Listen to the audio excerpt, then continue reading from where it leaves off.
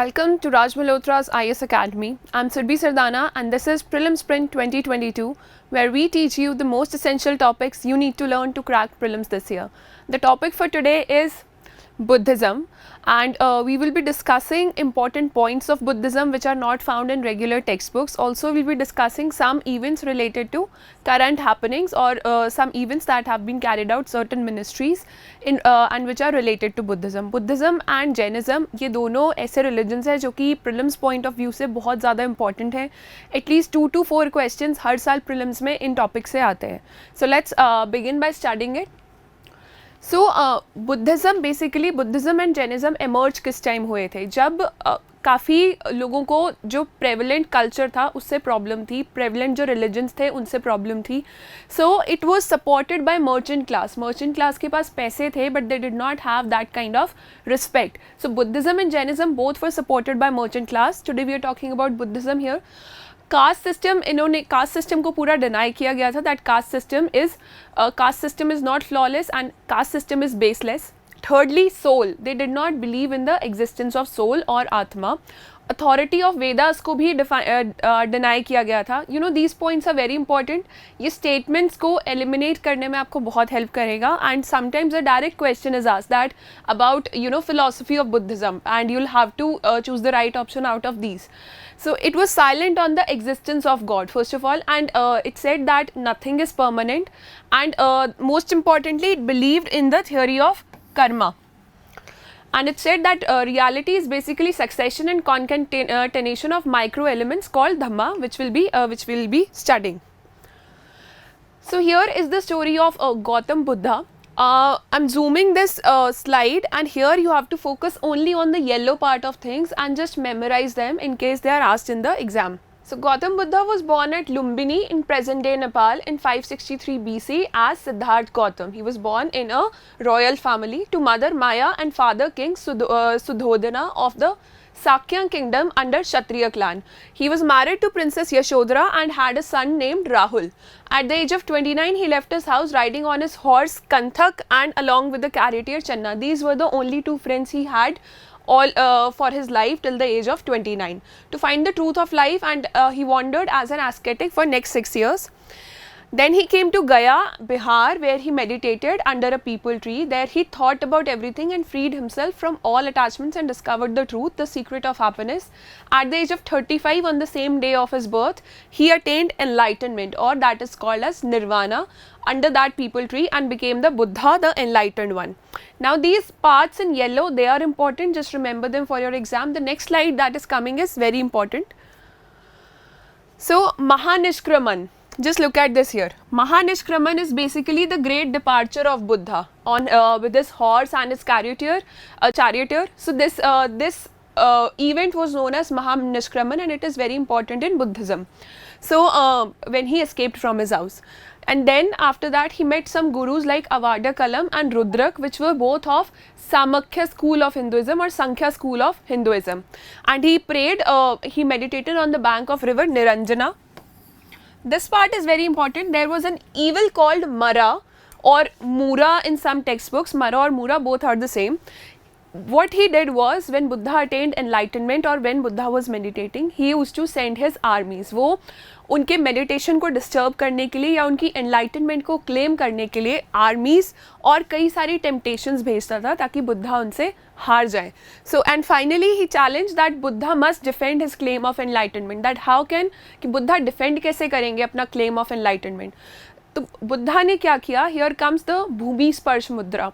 बुद्धा ने गॉडेस अर्थ पृथ्वी को बुलाया, and he asked her to witness his enlightenment. So the Buddha touched the earth and called the earth to witness his achievement, and this is shown as Bhumi Sparsh Mudra in many of the sculptures also. And see here, Buddha has called upon earth and he is touching the earth, and this is known as Bhumi Sparsh Mudra.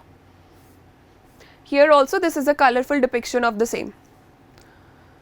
Yeah, so this is known as your Bhumi Sparsh Mudra, and just remember the name of this devil or evil Mara. So it symbolizes Buddha's calling of the earth to witness purity and chastity despite the temptations of Mara. And after attaining nirvana in Bodh Gaya, he gave his first sermon to his 5 companions at the Deer Park in Sarnath near Varanasi. So those जो वो 5 companions थे जिनको उन्होंने पहला sermon दिया था, उन्होंने ही मिलके संघा बनाया. बुद्ध संघा जो बोलते हैं वो लॉर्ड बुद्धा ने खुद बनाया था. और इस इवेंट को कहते हैं धर्मचक्र परिवर्तन. धर्मचक्र परिवर्तन is the name of this event. It is also known as in English, turning the wheel of law. So these 5 companions along with Buddha became a Sangha or group. Sangha, Dhamma and Buddha are 3 very important parts in Buddhism. We'll study about this further.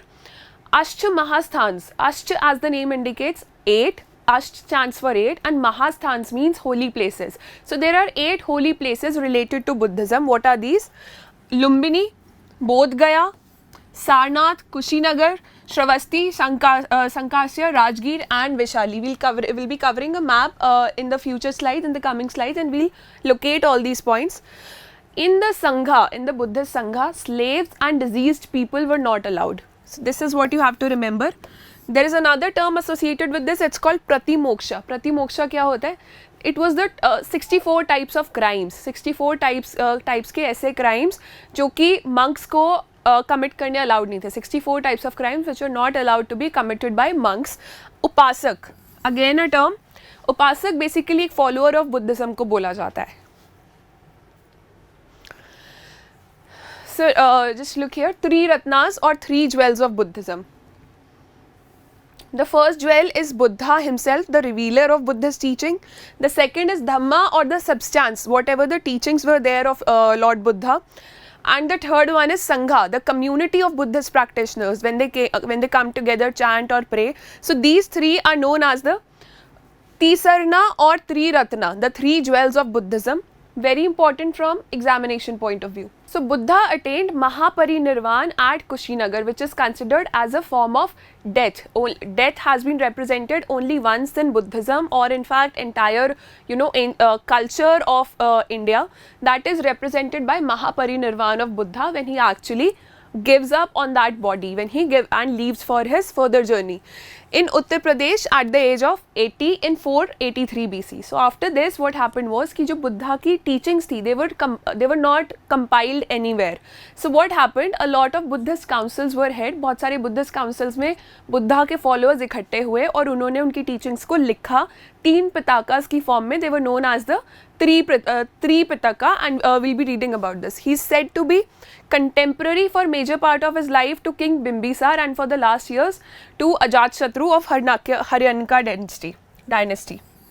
See, this is very important. Contemporaries have been asked by UPSC once and time and again in the prelims exam. So just remember the contemporaries of Lord Buddha. He is known in various Buddhist texts as Tathagat or Shakya Muni. So Gautam Buddha that we talk about, he is also known as Shakya Muni or Tathagat.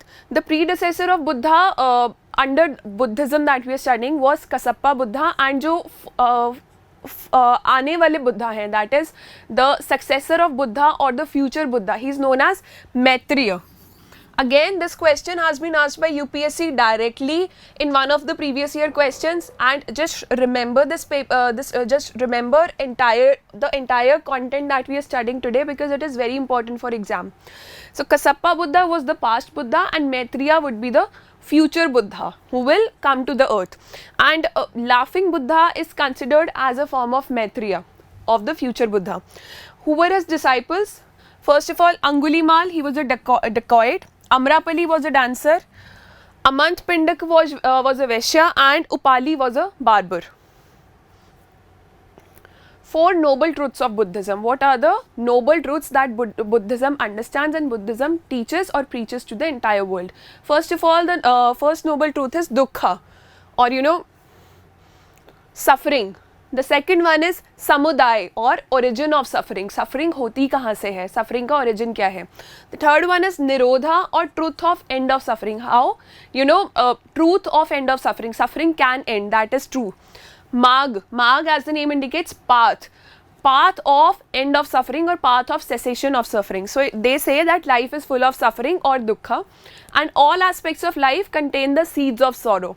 So sorrow is caused by desires, and this keeps us caught in sansar, or the endless cycle of repeated rebirth, dukh and dying again. So that is a cycle that goes on. If one could get rid of desires and needs, then one could be free and at peace. So this can be attained through following the Noble Eightfold Path. Again, very important from Buddhism point of view. What is the Noble Eightfold Path? So as you can see this wheel, these are 8 values that form the Noble Eightfold Path. Right view, right intention, right speech, right action, right livelihood, right effort, right concentration and right mindfulness. So this is something that you have to remember. The detailed explanation is written here. After this lecture, download the PDF and read it out in detail for yourself and mark the important points. So according to Buddha, the middle path or Madhyam Marg, or a balanced life or the middle way, describes the character of Noble Eightfold Path that leads to liberation. So just remember. And now what are the schools? After passing of Buddha, initially there were 2 schools of Buddhism. Buddhism got divided, or Sangha got split into 2 early schools between 383 and 250 BC. What were these schools? The first one is Thavir Nikaya and the second one is Mahasangika. See, there are many subsects of Buddhism here. Thavir Nikaya ke under kaun se subsects the? These are the ones. And Mahasangika ke under kaun se subsects the? These are the ones. UPSC has asked a question that which religion subsect is this, Sankrantika or Swatantrika, kaun se religion ka subsect hai? And Jainism and Buddhism are very confusing religions when it comes to handling questions in your prelims exam. So read all these subsects every day till your prelims exam, so that if any question is asked, you just know right away that it is from Buddhism. So these are 16 in number.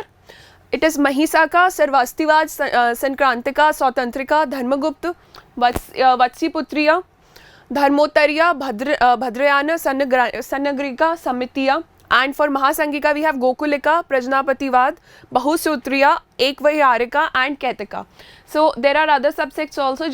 You just need to keep in mind ki kaun sa sect, kaun sa subsect, kaun se religion ko belong karta hai, that's all.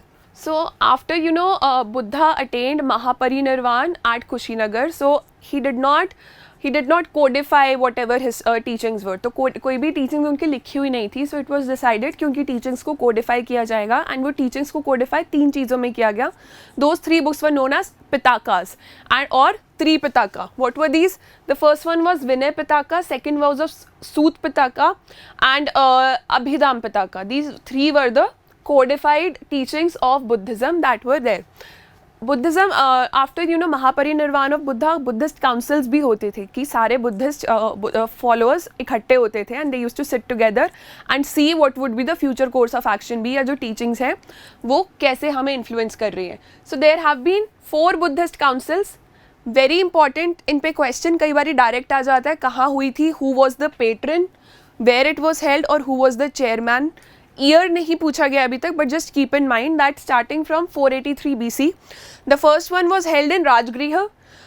Ajatashatru, the king Ajatashatru was the patron. He gave he gave all the funding and everything for this first Buddhist council, and Mahakashyap was the chairman of that council.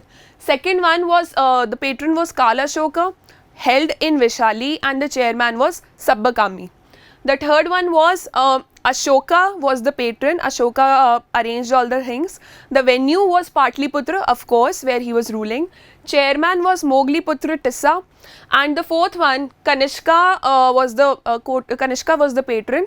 Kundalban in Kashmir, that was the venue, and Vasumitra was the chairman. The fourth Buddhist council is very important क्योंकि यहाँ पे Buddhism का division हो गया था in Hinyan and Mahayana Buddhism. So all of these have to be remembered by you for exam, but fourth one is very important because division of Buddhism got divided into Hinyan and Mahayana Buddhism, and in the later periods Hinyan school declined and 2 new schools under Buddhism were born. So we will be discussing 4 major schools of Buddhism. The first one is Hinyan, Mahayana, Theravada and Vajrayana Buddhism. 4 of them we'll be discussing today, starting with Hinayana, or as the name indicates, Yan means vehicle, Hin means lesser. So lesser vehicle means Hinayana. So the school, first of all, it considers that Buddha was not a god, so he will not be reincarnated. So Buddha will not be born again क्योंकि वो भगवान नहीं थे. So Buddha was not god, he will not be reborn. The school includes the followers of original preaching of the Buddha. So it is the oldest school of Buddhism.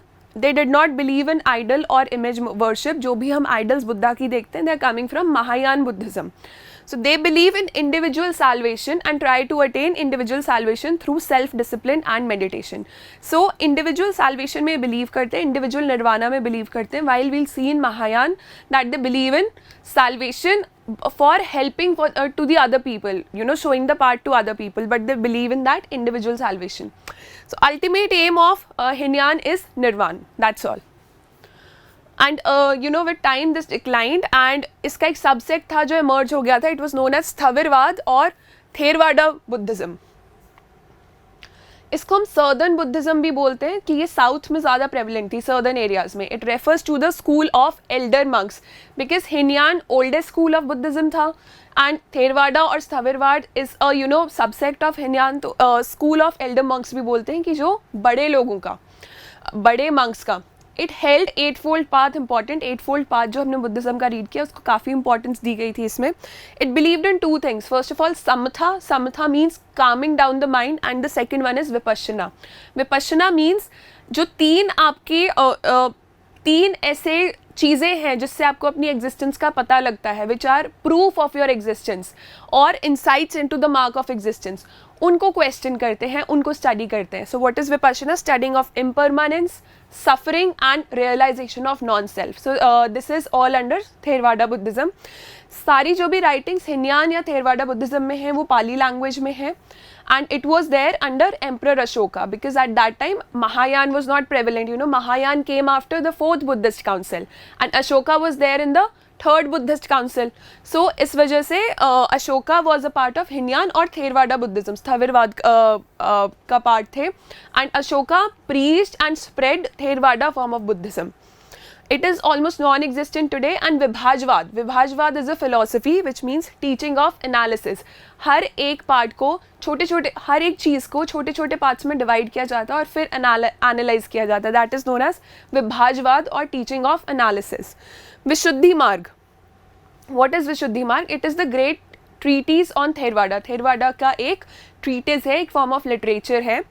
It gives the path of purification in 7 stages. 7 stages यानी सत्य विशुद्धि. सत्य विशुद्धि का path देता है, path to salvation. So that is all about it. And Buddhaghosa wrote this great treatise in Sri Lanka. Since this is southern form of Buddhism, so Sri Lanka, Cambodia वाले areas में ये ज़्यादा popular था. The next one and very important one is Mahayana Buddhism or the greater vehicle. Maha means great and Yan means vehicle. So it is also known as Bodhisattva vehicle और Bodhisattvayan. जो Bodhisattva का concept है वो Mahayana Buddhism में ही है क्योंकि Hinayana में तो original you know individual nirvana का concept है. So इसमें हमारे पास Bodhisattva vehicle का concept है. It is more liberal and believes in heavenliness of Buddha and Bodhisattva embodied Buddha nature. So it believes in quick nirvana and it considers that yes, Buddha was a god, तो reincarnation भी होगा. इनकी जो Sanskrit literature में first book थी, पिछले वाले जो हमने 2 सेक्ट स्टडी किए हैं उनकी पाली लैंग्वेज में ही बुक्स थी. इसकी इस सेक्ट की जो संस्कृत लिटरेचर में बुक थी, it was Buddhacharita written by अश्वघोष. So it is about liberal bodhisattvas and it believes in spiritual upliftment while staying on earth. Spiritually uplift karna. And what is a bodhisattva? A bodhisattva seeks complete enlightenment for the benefit of all beings. So bodhisattva stays on earth, meditates, spiritually uplifts himself or herself, and then it, you know, works for the benefit of all beings. A bodhisattva who has accomplished this goal is considered equivalent to Lord Buddha or Sakya Muni. Sakya Muni is the name of, so he is also known as Samyak Sam Buddha. So equivalent to Lord Buddha. That is what they call a bodhisattva who has achieved this target. They believe in idol worship and Gandhara और Mathura schools जो हम architecture sculpture में हम लोग पढ़ते हैं कि you know many a times a question is asked to differentiate between Greek style of architecture of idols of Lord Buddha and Mathura style of architecture. So Greek sculptures and Mathura sculptures, both those schools are differentiated. So वो जो idols होती हैं वो Mahayana Buddhism का part है, because in Hinyan Buddhism idol worship was not there. So what are the texts there? Lotus Sutra is there and Mahavamsa. They are the texts of Mahayana Buddhism, and it is said to be started by Emperor Kanishka, as we saw in the 4th Buddhist Council that Emperor Kanishka was the patron. And presently majority of Buddhists in the world are preachers of Mahayana Buddhism, around 53.2% of the Buddhists of all the world. The next one is Vajrayana Buddhism or Tantric Buddhism, and it is known as a subsect of Mahayana Buddhism only. See, this is the only subsect of Buddhism which is considered to be influenced by Hinduism. कहते हैं कि शिव पूजा जो होती थी उससे influenced है, because बहुत सारे ऐसे रूलर्स थे जो कि हिंदूज थे बट जो बुद्धिज़्म को भी बढ़ावा देते थे. So, उस वजह से एक एक फ्यूजन हो गई दोनों रिलीजन्स की, and it came out as Vajrayana और tantric Buddhism. As the name indicates, it believes in the powers of mantra, कि अगर आप chanting करते हैं, that is also a way to attain salvation, and it is prevalent in northern parts of India. For example, इसको Tibetan Buddhism भी बोला जाता है. So as you know that Tibetan chanting is part of our cultural heritage also. UNESCO cultural heritage list में आता है वो. So that is a part of Vajrayana sect of Buddhism. So it developed as a result of royal courts sponsoring both Hinduism and Shaivism, and that's why it was influenced by Hinduism. जो main deity है इस sect की, that is goddess Tara, who's a female. And it also considers some Brahmanical or Vedic based rituals with Buddhist philosophy. So it is a fusion of both. It considers chanting as a faster vehicle to attain liberation. And again, Tibet, Bhutan, Mongolia, etc. other countries where this is popular. Now we'll study about Bodhisattva. Bodhisattva, as we discussed in Mahayana Buddhism, तो ये Mahayana Buddhism से ही concept emerge हुआ था Bodhisattva का. So it is a concept of Mahayana Buddhism. There are 3 Bodhisattvas that we'll be discussing broadly today. The first one is Avalokiteshwar or Padampani, which holds lotus, or Lokeshwar. So Padampani means Padam stands for lotus and Pani stands for hand. तो जिनके हाथ में lotus है, and who is who treats everybody with compassion. Lokeshwar, God of all people, and Avalokiteshwar, God of compassion. So he is one of the 3 protective deities around Buddha. Buddha के आसपास आप देखेंगे तो 3 protective deities हैं. So one of them is Avalokiteshwar or Bodhisattva Padampani. And he stands for compassion, who listens to world's cries. लोगों के दुखों को सुनने के लिए ये बोधिसत्वा है. And he can be female also. Reincarnated in Dalai Lama. Dalai Lama is considered to be a reincarnation of Bodhisattva Padampani. And इनकी जो एक painting है, that is there in Ajanta caves, cave number 1. Again, a previous year question has been asked from this part, last line. So as you can see here, this is exactly the picture of painting of Ajanta caves, cave number 1. इनके हाथ में lotus flower है. So he is known as Padampani or Avalokiteshwar, Bodhisattva of compassion. The next one is Vajrapani. Pani means hand. हाथ में क्या पकड़ा है, that is mentioned in the first part of it. So he holds Vajra in his hand, one of the 3 protective deities around Buddha. Vajra would be a weapon. अगर किसी ने अपने हाथ में वेपन पकड़ा हुआ है, so he'll symbolize powers. So all powers of Buddha are symbolized with this. Ajanta cave number 1 में painting है, and one of the 3 protective deities around Lord Buddha. So this is the picture of Vajrapani here. Vajrapani does not hold a sword in his hand. Sword Manjushri Bodhisattva के hand में है. He is again one of the 3 protective deities around Buddha, and he represents Manjushri represents wisdom of Buddha. He'll always be a male, and इनके हाथ में एक sword होती है. So wisdom is represented by Bodhisattva Manjushri. As you can see, there is a sword in his hand, and there is a book also because he represents wisdom. So these are the 3 important Bodhisattvas. Maitreya, we have learned that he is the future Buddha, and just download the PDF of this lecture and just go through all the content that is mentioned here. Very important from exam point of view. Swadesh Darshan scheme है क्या ये? It was launched by ministry of tourism. 2014-15 में ministry of tourism ने सोचा कि हम अपनी country में टूरिज्म प्रमोट करने के लिए कुछ सर्किट्स लॉन्च करते हैं. There were 13 circuits, 13 tourist circuits कि इस जगह उनको घुमाया जाएगा लोगों को एंड टूरिज्म डेवलप किया जाएगा. So out of those 13 circuits, one of the circuits is Buddhist circuit, as you can see in the map. So Buddhism से रिलेटेड जो भी इंपॉर्टेंट प्लेसेस हैं वहाँ पर लोगों को घुमाया जाता है under the name of Buddhist circuit. It is a 100% centrally funded scheme for project components undertaken for public funding. So under this scheme, this we have learned the Buddhist circuit is a route that follows in the footsteps of Buddha. So Buddha ने जो root लिया था उसी में लोगों को घुमाया जाता है.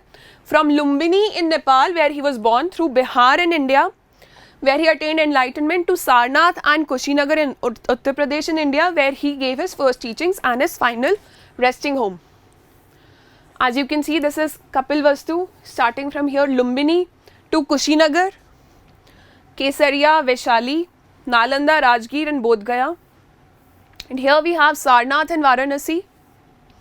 And here we have Shravasti. So this is your Buddhist circuit. And it, internationally bhi jata hai. It goes in Nepal also. So in case a question is asked that it is, based only in India, so that is a wrong statement. It goes to Nepal also. Lumbini jata hai where he was born. So these are some of the, important places associated with Buddhism. We have discussed them in the lecture itself. And this is the map associated with it. After this lecture, download the PDF for this and keep this safe, revise this again and again, whatever are the points that we've discussed here, the places that we've discussed, and this map will help you better locate these places. So here we have Dharamshala also, and we have the Tabo monastery. Dharamshala is where it is the abode of Dalai Lama, His Holiness the Dalai Lama at present. So all places of Buddhist religious sites are located here. Tomorrow or on Monday, whenever we meet next, we'll be completing Jainism, because Jainism is also important from examination point of view. This much information from Buddhism point of view is enough.